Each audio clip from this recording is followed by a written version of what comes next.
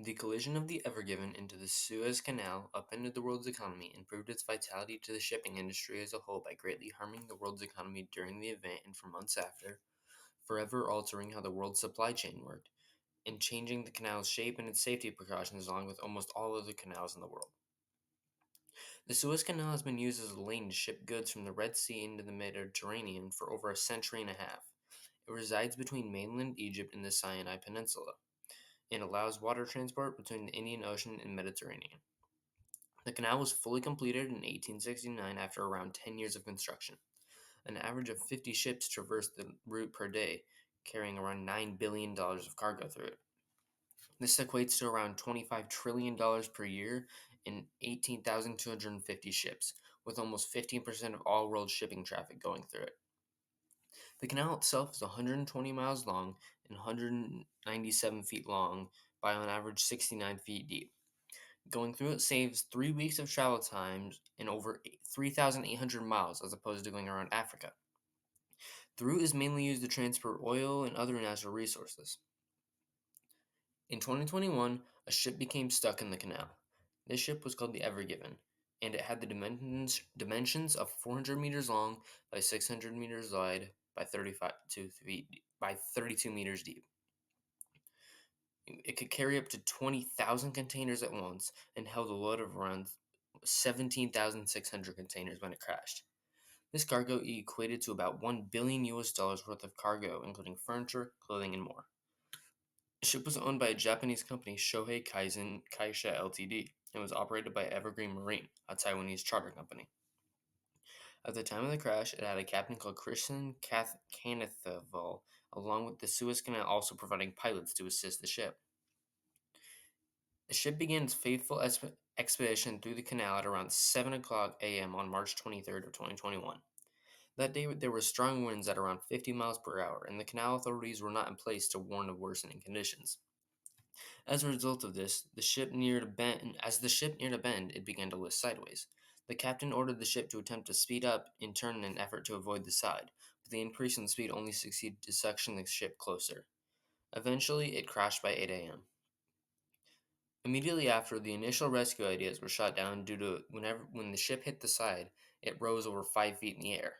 This caused it to actually be in danger of cracking due to the sheer force pressing down on it. This also helped prevent the use of cranes and such to lift cargo off the ship to make it lighter to move, as well as them being too expensive. Their final solution was deciding to dig out the area around the base of the ship on both sides to free it, along with using tugboats and dredgers to pull it out. They used this strategy for 6 days until on March 29th, the tugboats finally reported small movements in the ship. They waited until high tide and continued to pull the entire day until about 2 o'clock when the ship finally came loose and was freed. Throughout the course of the public opinion on the event was one of ridicule. The public found the fact that a ship of such magnitude was able to get stuck such an amusing spectacle. The ensuing economic collapse did also not help the public opinion. Every single day the ship was stuck, $9 billion were lost. This totaled $55 billion in total losses from over 350 different ships.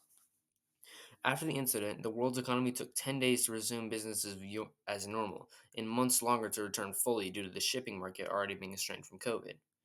Many of the goods that usually use the canal to spread through the world also suffered in the economy, so global crude oil prices grew 6% for a long period after the collision. Shipping times were also slowed worldwide for over a month after, as there was a 20 to 30% loss in massive ocean carrier capacity just due to a backlog of ships stuck at the edge of the canal. Finally, the initial effects ended off with the Canal Authority filing a $550 million claim against the body that owned the ship. After the event, the canal itself changed greatly.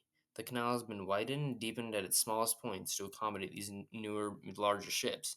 The pilots that are there, the pilots that are provided by the Suez Canal Authority have also been trained in more situations to prevent things like from this like happening.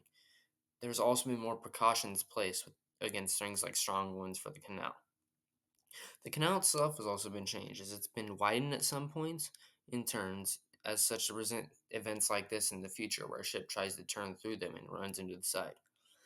These changes have been echoed across the world, with many other canals in the world of similar stature and size to mimic these changes.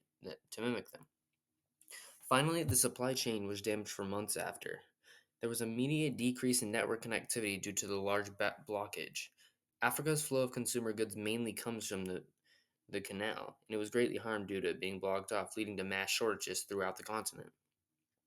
Shipping as a whole was also slower for the weeks, especially in ports, as the massive backlog of ships caused congestion at many of them.